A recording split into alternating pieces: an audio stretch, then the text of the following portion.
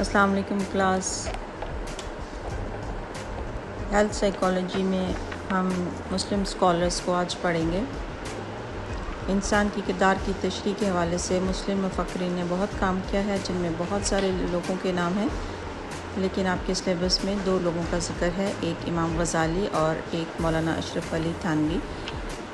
ان کے ہم ذہنی صحت کے بارے میں جو نظریات ہیں ان کو ہم اسٹڈی کریں گے۔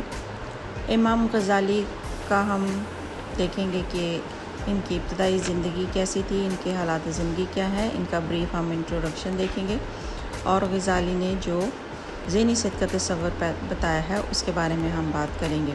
تو امام غزالی کا اصل نام ابو حامد الغزالی تھا۔ وہ 1058 میں خراسان کے علاقے توس میں پیدا ہوئے تھے۔ ابتدائی تعلیم وہیں سے حاصل کی، نیشاپور سے حاصل کی، پھر بغداد میں مدرسہ نظامیہ میں اپنی زندگی تعلیم و تدریس کے لیے وقف کر دی۔ وہیں سے انہوں نے پڑھا اور وہیں پھر پڑھانا شروع کر دیا۔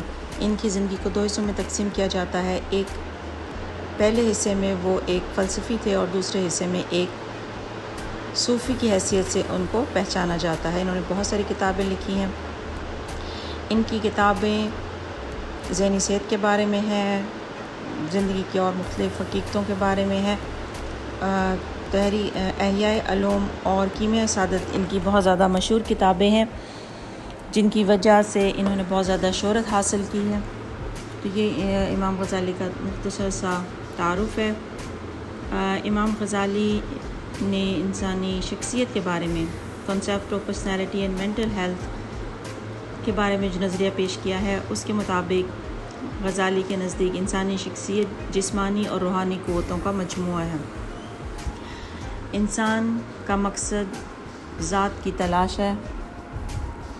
غزالی کے مطابق خدا سے قربت ذہنی صحت اور خدا سے دوری ذہنی بیماری کی اصل بنیاد ہے۔ علم کا مقصد ذات کی پہچان ہے اور ذات کی پہچان سے ہی خدا کو پہچانا جا سکتا ہے۔ امام غزالی نے قرآن میں بیان کردہ نفس کے 3 درجوں پر یقین رکھتے تھے، اور انہوں نے بتایا کہ انسان کلاس ہم امام غزالی کا نظریہ ذہنی صحت کو پڑھے ہیں، جس میں ہم نے ان کو دیکھا ہے کہ ان کا پہلے تھوڑا سا انٹروڈکشن دیکھا ہے۔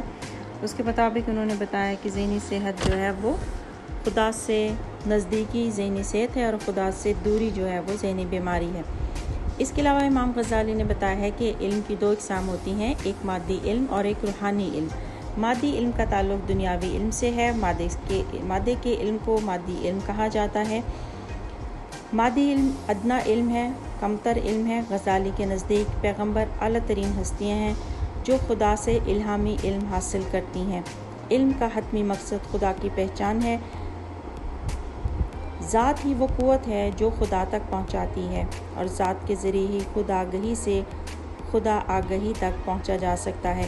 انسان ذات کو جب ڈسکور کر لیتا ہے، ذات کی شناخت اس کے اندر آ جاتی ہے، اور خود آگہی سے وہ اللہ تعالیٰ کی ذات کی آگہی حاصل کر سکتا ہے۔ مولانا امام غزالی نے بتایا ہے کہ ہمارے اندر دو طرح کے امراض پائے جاتے ہیں۔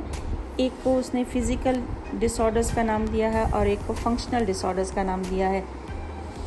جسمانی بیماریوں کو فزیکل ڈس آرڈر کہا جاتا ہے۔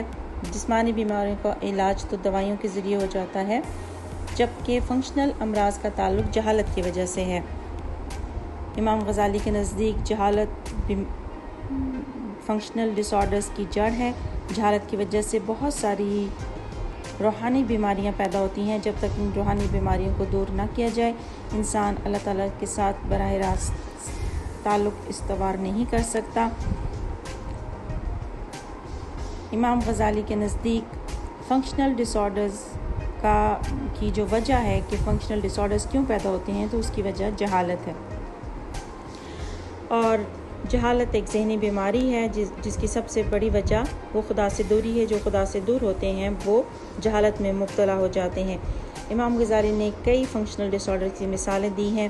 چند فنکشنل ڈس آرڈرز کو یہاں ہم دیکھیں گے، جس میں امام غزالی نے بتایا ہے کہ ایک مرض ہوتا ہے جس کو عمل کا نام دیا جاتا ہے، جو ایک فنکشنل ڈس آرڈر ہے جو کہ شک کی وجہ سے پیدا ہوتا ہے۔ بغض ایک فنکشنل ڈس آرڈر ہے جو کہ دولت، طاقت اور رتبے کی وجہ سے پیدا ہوتا ہے۔ جہل بھی ایک فنکشنل یا روحانی مرض ہے جو کہ جہالت کی وجہ سے پیدا ہوتا ہے۔ جبن بزدلی کی وجہ سے پیدا ہوتا ہے۔ جفا بھی ایک روحانی مرض ہے جو کہ ظلم اور جہالت کی وجہ سے پیدا ہوتا ہے۔ اسی طریقے سے ہوس مادی اشیاء سے بے پناہ لگاؤ کی وجہ سے پیدا ہوتا ہے۔ اسی طریقے سے فنکشنل ڈس آرڈر میں وسوسہ ہے، حسد ہے، طمع ہے، اور یہ سارے روحانی امراض ہیں۔ امام غزالی نے بتایا ہے کہ نفس کی 3 اقسام ہیں: نفس امارہ، نفس لوامہ اور نفس مطمئنہ۔ انسان اپنی کوشش سے نفس امارہ کو نفس مطمئنہ میں اگر تبدیل کر لے تو وہ ایک سکون اور خوشی کی کیفیت حاصل کر سکتا ہے، اور غزالی کے نزدیک صرف قوت ارادی سے ہی انسان اپنے نفس امارہ کو نفس مطمئنہ میں چینج کر سکتا ہے۔ نفس مطمئنہ ہی ایک ایسی حالت ہے جس میں تمام ذہنی پریشانیوں سے نجات حاصل ہو جاتی ہے اور خوشی اور اطمینان محسوس ہوتا ہے، اور یہ کیفیت خدا کے قرب کے بغیر ممکن نہیں ہے۔ جب انسان خدا کے قریب ہو جاتا ہے، خدا کے احکامات کو ماننا شروع کر دیتا ہے، تو وہ یہ نفس مطمئنہ کی کیفیت حاصل کرنے میں کامیاب ہو جاتا ہے۔ غزالی نے بتایا ہے کہ انسان میں جسمانی قوتیں مثلاً بھوک اور غصہ فرد کی جسمانی ضروریات کی تکمیل میں مددگار ثابت ہوتے ہیں۔ بھوک اور غصے کے نتیجے میں تحریک فرد کو اور اس کے جسم کو اس قابل بناتی ہے کہ وہ جسمانی فنکشنز کو سر انجام دے پائے۔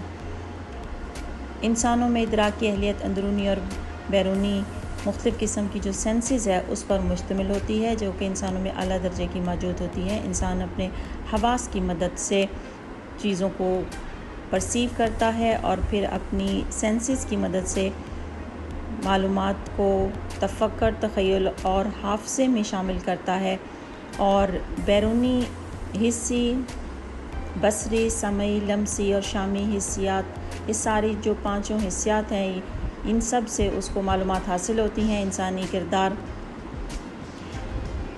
انسانی دماغ کے مختلف حصوں کے ساتھ وابستہ ہے۔ انسان کا ہر کردار، انسان کا ہر جو بیہیویئر ہے وہ دماغ کے کسی نہ کسی حصے سے وابستہ ہے۔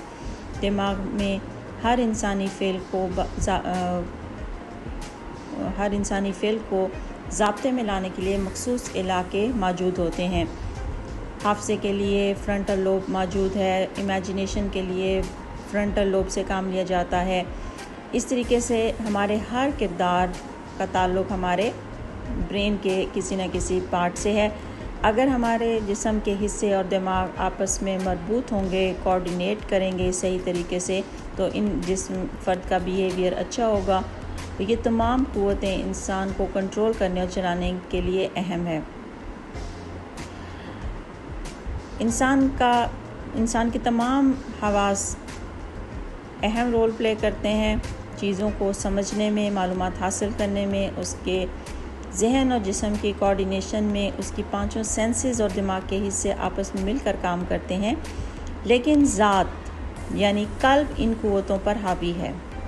انسان کا جو قلب ہے وہ ان ساری قوتوں سے زیادہ حاوی ہے۔